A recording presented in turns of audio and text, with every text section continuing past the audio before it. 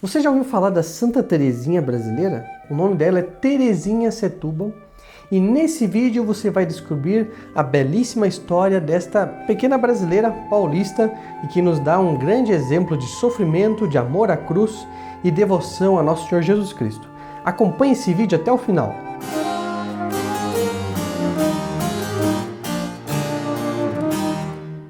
Olá, meu nome é Marcelo Siqueira e esse é o canal Fátima, Sua Grande Esperança. Se você ainda não é inscrito em nosso canal, se inscreva já, ative o sininho das notificações, não deixe de compartilhar esse vídeo com seus amigos e parentes e dê seu like, porque dando seu like, esse vídeo vai chegar para cada vez mais pessoas. Sim, o nome dela, Maria Teresa Setúbal, tem a ver com o grande escritor, advogado, poeta, jornalista e romancista brasileiro Paulo Setúbal.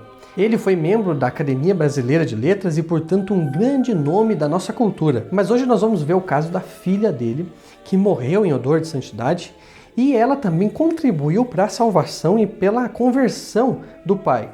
Mas antes é importante nós analisarmos o papel do sofrimento na vida do católico, na vida cristã. Nosso Senhor diz no Evangelho: se alguém quiser vir após mim, renuncie-se a si mesmo, tome sua cruz e siga-me. Antes de Nosso Senhor morrer na cruz, a cruz era vista como um sinal de escárnio, de desprezo. Por quê? Porque quem morria na cruz normalmente eram bandidos, assassinos, ladrões. Então o que tinha de pior na sociedade era associado à cruz. Porém, quando Nosso Senhor Jesus Cristo, que é Deus, veio para nos redimir, morreu na cruz por nós, esse símbolo ficou como um símbolo de amor, de caridade, de amor ao próximo, de amor de Deus para conosco. Tanto é assim que São Paulo diz: quanto a mim, não pretendo jamais me gloriar a não ser na cruz de Nosso Senhor Jesus Cristo. Nossa, mas você vem falar de cruz, sofrimento, ainda mais hoje em dia. Hoje em dia as pessoas querem curtir a vida. Você vem falar de sofrimento, pelo amor de Deus. Bom, de fato, para esse mundo ateu, materialista, sem caridade, sem amor ao próximo, sofrer que é a pior coisa que pode existir no mundo. Enquanto que uma pessoa santa, uma pessoa temente a Deus, que ama a Deus, essa pessoa vê no sofrimento uma verdadeira glória. Por isso é que nós vemos que São Paulo nos convida a sofrermos também com nosso Senhor Jesus Cristo. Nós devemos sofrer aquilo que nosso Senhor sofreu na cruz também. E ao longo da história da igreja, a divina providência foi suscitando almas para sofrerem, especialmente pela conversão dos pecadores, para sofrer com nosso Senhor. Nós podemos ver, por exemplo, Santa Gema Galgani. Santa Gema Galgani sofreu todos os passos da paixão. Ela foi coroada de espinhos, ela recebeu os estigmas como Padre Pio. Uma outra pessoa que nós podemos dizer também é Padre Pio, que sofreu tanto pelas almas, pelos pobres pecadores. Ela também foi flagelada, ela foi golpeada do lado, como nosso Senhor foi golpeado na cruz com a lança. Então nós vimos aí São Padre Pio, Santa Gema Galgani, Santa Teresinha do Menino Jesus. E é claro, nós não poderíamos esquecer dos pastorinhos de Fátima, a Jacinta e o Francisco, Santa Jacinta e São Francisco de Fátima. E vejam que essa menina, essa brasileira, Teresinha Setúbal, foi chamada também a sofrer por Nosso Senhor Jesus Cristo pelos pecadores. Tanto que nós vamos ver mais para frente que nos dias de carnaval, por exemplo, ela sofria especialmente, ela sofria muito com dores de cabeça. Nós vemos que essas dores aumentavam nos dias de carnaval. Por quê? Porque ela dizia que nesses dias Nosso Senhor era ofendido especialmente. Bom, como nós dissemos, ela era filha do Paulo Setúbal. Ele nasceu no interior de São Paulo. Durante a juventude dele, ele começou a andar com más companhias, sobretudo ateus, gnósticos, e essas pessoas começaram a fazer a cabeça dele e encher a cabeça dele de mitos contra a Santa Igreja. Até que em certo momento ele conhece uma senhora e se casa com ela, essa senhora Francisca de Souza Aranha, de uma boa família de São Paulo. Ela traz ele de novo para a fé católica. Mas aí ele já tinha escrevido vários romances, vários livros que eram moralmente condenáveis, e ela trazendo de pouco a pouco esse marido dela. Bom, eles tiveram 3 filhos, então foi a Maria Vicentina, o Olavo Setúbal, e também, que é o famoso Olavo Setúbal, do Banco Itaú, e também a Maria Teresa, que nasceu no dia 23 de abril de 1924. Bom, e essa filha mais nova deles, que chamava-se Maria Teresa Setúbal, desde criança já despertou uma certa inclinação para a virtude. Já dizia a mãe dela, porque a mãe dela foi quem escreveu, resumiu a vida dela em certos escritos. Esses escritos ficaram guardados durante 70 anos e só agora vieram à lume essa belíssima história de Maria Teresa. E a mãe dela dizia o seguinte: não me lembro de uma só falta sua. Aos 5 anos ela mudou-se com os pais para a Suíça. E exatamente nesse momento que eles ficam 1 ano nesse país, que ela revela depois para a mãe que tinha feito um propósito de se dar inteiramente ao menino Jesus. Mas nesse tempo também ela foi dizer depois que estava muito preocupada com os pais, sobretudo com o pai dela, Paulo. Nós vamos ver depois qual que era o motivo dessa preocupação. E ela tinha apenas 5 anos de idade, hein? Ela teve o uso da razão muito cedo. Aos 7 anos, ela fez a primeira comunhão e ela dizia o seguinte: foi o dia mais feliz da minha vida. Eu senti o céu dentro do meu coração. Entreguei-me ao menino Jesus e compreendi tudo. Esse compreendi tudo, ela veio dizer também para a mãe dela depois, que ela via ali o desejo, ela tinha o desejo de ser missionária. Isso lembra muito bem a história de Santa Teresinha. Santa Teresinha, dentro do Carmelo, dizia-se missionária, ela queria ser missionária, queria converter as almas. Tanto que é padroeira dos missionários. Maria Teresa Setúbal era a mesma coisa. No dia que ela recebeu a primeira comunhão, ela dizia: eu compreendi tudo. E ali ela compreendia a vocação dela de sofrer pelas pessoas. Nesse sentido, ela sim era uma missionária. Bom, a partir dos 8 anos de idade, ela tinha visões diariamente do menino Jesus e do seu anjo da guarda. Ela também aprendeu a costurar nessa idade e ela sabia costurar muito bem e tricotar. Então ela fazia roupinhas para as crianças pobres para entregar para as famílias carentes. Então isso por caridade, por amor ao próximo, ela queria ver os pobres bem atendidos, então ela fazia todo o possível para atender as necessidades do próximo. Tem um fato muito importante da vida dela, que foi a primeira vez que ela viu Nossa Senhora. Teve um dia que ela estava muito doente, com as dores de cabeça dela e tudo mais, e a mãe dela estava ao lado dela cuidando, e de repente o seu Paulo Setúbal chamou a esposa e ela foi atender o que o marido estava precisando. E a menina ficou muito triste, né? Depois que a mãe dela chegou de novo, ela disse: mas por que você estava triste? Eu vi você de longe, o que aconteceu? Ela disse: não, mãe, é porque eu estava triste porque a senhora saiu.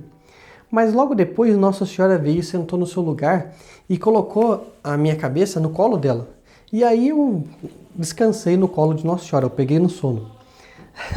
Então veja essa primeira visão que a Maria Teresa teve de Nossa Senhora.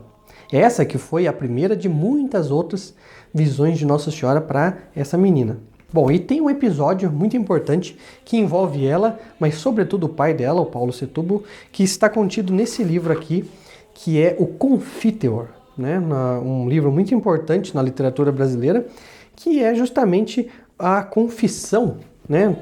Assim como Santo Agostinho tem o livro das Confissões, Paulo Setúbal também fez um livro das confissões da vida dele, contando a vida dele, e numa das histórias que ele conta nesse livro Confiteor, se deu o seguinte: os editores estavam pressionando ele para ele escrever alguma coisa, então ele foi lá, escarafunchou as antigas anotações dele e viu que ele tinha um romance que estava mais ou menos já quase todo escrito, só que nesse escrito tinha coisas indecentes, imorais. E ele deu os manuscritos para a esposa dele, a dona Francisca de Souza Aranha, para que ela datilografasse para mandar para a editora. Só que ela começou a datilografar aquilo e ela, como boa católica, viu que aquilo não estava certo.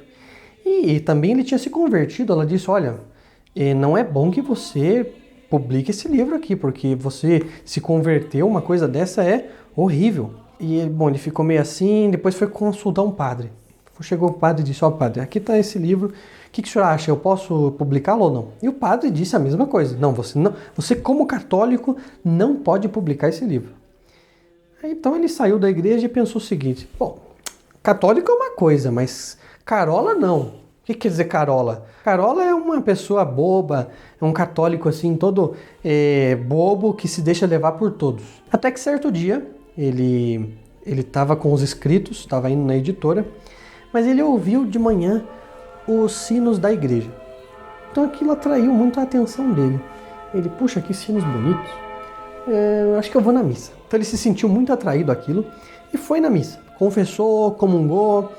E ele disse no livro, Confiteor, que a alma dele estava irradiando de felicidade. No caminho ele prestou atenção nos passarinhos, no vento que soprava nas árvores, na cor das flores. Tudo sorria para ele. Ele dizia que era um dos dias mais lindos da vida dele. Então ele voltou para casa entusiasmado. E chegando em casa ele brincou com um, deu risada com outro, falou com o filho, abraçou a esposa. Estava muito contente. E ele foi pegar o jornal para ler e ele lembrou que a Terezinha estava doente. Então ele falou, não, eu tratei todo mundo bem assim, agora eu vou lá ver a minha pequerrucha, como ele chamava ela. Então ele subiu as escadas e foi lá onde a menina estava na cama, estava doente. De repente ele ouviu uma vozinha rouca assim, dizendo, papai. Aí ele ficou, o que será que ela vai querer? Posso pedir uma coisa pro senhor? Posso pedir um favor? Aí ele disse, bom, pode. O que vai? Ele pensou, o que vai vir daí? O que é esse favor que ela quer? Ele disse, claro, não. O que eu posso negar para minha filha que está doentinha? Pode pedir o que você quiser. Então ela disse, eu quero que você rasgue em pedaços aquele livro que o senhor escreveu. Aí ele disse, meu Deus, como assim? Não, é isso mesmo. Eu quero que o senhor rasgue aquele livro que o senhor está escrevendo. Aí ele disse, mas como assim? Você leu aquelas páginas que a sua mãe estava datilografando ou qualquer coisa assim? Aí ela disse, não, papai, eu não sei nada do que se trata daquele livro. Aí ela colocava a mão no peito assim e dizia, mas tem alguma coisa aqui que está dizendo que não é pro senhor publicar aquele livro, não. Um mal-estar, uma coisa assim. Na verdade, era o menino Jesus que tinha revelado para ela que aquele livro ia levar o pai dela pro inferno, a condenação eterna. Então ela pedia insistentemente, pai, eu quero que você picote aquele livro em pedaços, porque isso não é uma coisa boa. Aí o Paulo Setúbal ficou muito surpreso, porque ela não sabia da existência do livro. Ela não sabia do que se tratava o livro. E de repente ela vem, aí ela disse, mas minha filha precisa, como é que é o negócio? Aí ela disse o seguinte, então, papai, vamos fazer o seguinte, eu quero fazer um negócio com o senhor. Tanto que ele escreve aqui que achou até gracioso lá dizer um negócio. Então vamos fazer um negócio seguinte. Todo ano o senhor me dá um presente de Natal. E o senhor sabe que sempre o presente de Natal é aquilo que eu mais gosto, aquilo que eu mais quero. Então nesse Natal eu quero que você rasgue seu livro em pedaços. No mesmo instante ele saiu do quarto, foi lá, pegou a papelada, eram 300 páginas, chegou na cama dela e os dois juntos começaram a picotar o livro. E depois de picotado o livro, ele foi no quintal de casa e meteu fogo em tudo. E chegado o Natal, chegado as festividades, estava lá as crianças com o menino, o Olavo Setúbal com seus presentes, a irmã dela também com seus presentes. E para Maria Teresa ele deu uma pequena caixa, uma pequena bombonière, sem bombons. O que tinha dentro da caixa eram as cinzas. Então a menina não sabia que tinha as cinzas dentro, pegou a bombonière, tirou o laço rosa que estava decorando aquela bombonière, e quando ela abriu, ela viu as cinzas. E ela compreendeu na mesma hora que se tratava do livro que ela tinha pedido que o pai se desfizesse. Então nesse mesmo momento ela abraçou o pai, beijou o pai, dizendo muito obrigado papai, isso é o que eu queria. A maior felicidade que eu tenho agora é isso, é o presente de Natal que eu queria. Então veja, uma menina de 10 anos de idade sabia que a salvação do pai estava em jogo devido aos escritos dele. E a alegria dela em ver o pai emendado, ver o pai vencer aquela tentação, vencer aquilo que puxava ele para o mau caminho. Chegado em 1936, o estado dela piora, sobretudo porque Nosso Senhor Jesus Cristo, o menino Jesus, pergunta para ela se ela gostaria de sofrer um pouco mais pela conversão dos pecadores. E ela aceita com toda a disposição de alma, e aí os sofrimentos aumentam. Nosso Senhor diz para ela o seguinte, eu quero que você se consagre inteiramente à minha Mãe Santíssima. Bom, ela não sabia muito bem como fazer e esperou um pouco, não falou nada para ninguém. Até que um padre chamado Padre Melo foi visitá-la e tocou no assunto de um livro muito bom, que ainda não era santo, não era canonizado, Luís Maria Grão de Montfort. Então ela leu o Tratado da Verdadeira Devoção à Santíssima Virgem e se consagrou como escrava de amor à Nossa Senhora. Então no ano de 1937, ela se consagrou a Nossa Senhora pelo método de São Luís Maria Grignion de Montfort. Até que no final da vida, as dores de cabeça aumentaram drasticamente e os médicos precisaram fazer punções nela para ver se a coisa melhorava. Então eles enfiavam agulhas na coluna vertebral dela, na cabeça dela, em alguns pontos, para ver se aquela pressão que tanto doía nela, tanto do sangue que apertava a cabeça dela, passava um pouco. E aquelas coisas ela tinha que receber sem anestesia. Então ela sofria e, sobretudo, ela oferecia esses sofrimentos pelos médicos. Ela chamava os médicos de meus pagãos. E ela dizia para a mãe: mamãe, nós precisamos rezar muito pela conversão desses nossos pagãos, porque eles não acreditam em Nosso Senhor. Ela normalmente sofria mais as dores nas sextas-feiras, assim como Santa Gema Galgani também. Santa Gema Galgani, a partir de quinta-feira, todo final de semana, Santa Gema recebia os estigmas, recebia as chagas da paixão de Nosso Senhor. E também Teresinha Setúbal, ela sofria mais nos dias de sexta-feira. E depois ela revelou isso para a mãe dela.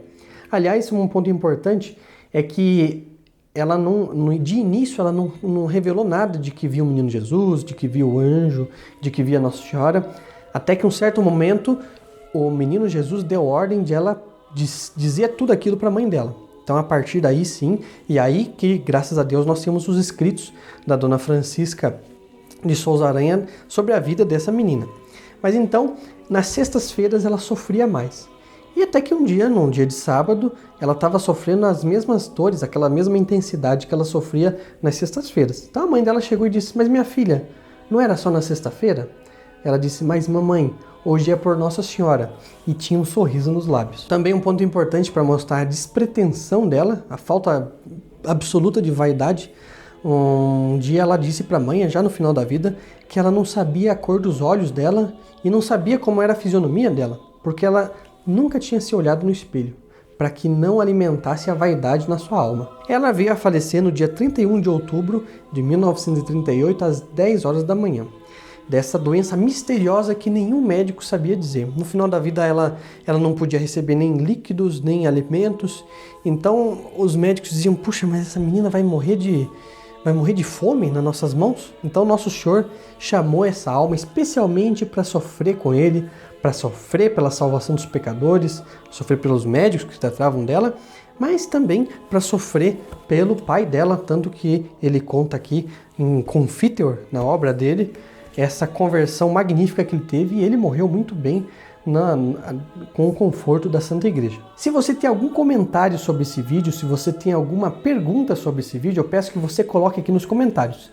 Não sei se você já sabe, mas nós estamos chegando a 1000 inscritos, e quando nós chegarmos a 1000 inscritos, nós vamos sortear um kit do devoto de Nossa Senhora, com a bela imagem de Nossa Senhora de Fátima, uma pequena réplica da imagem de Nossa Senhora que vai todo dia nas casas das pessoas, um terço comemorativo do centenário de Nossa Senhora de Fátima e um livreto do Rosário, que justamente vem nos ajudar, nos auxiliar na meditação dessa devoção. Também não deixe de compartilhar esse vídeo com seus amigos e parentes e não esqueça de dar seu like, porque aí esse vídeo vai ser recomendado para outras pessoas. Que Nossa Senhora ajude a todos. Salve Maria!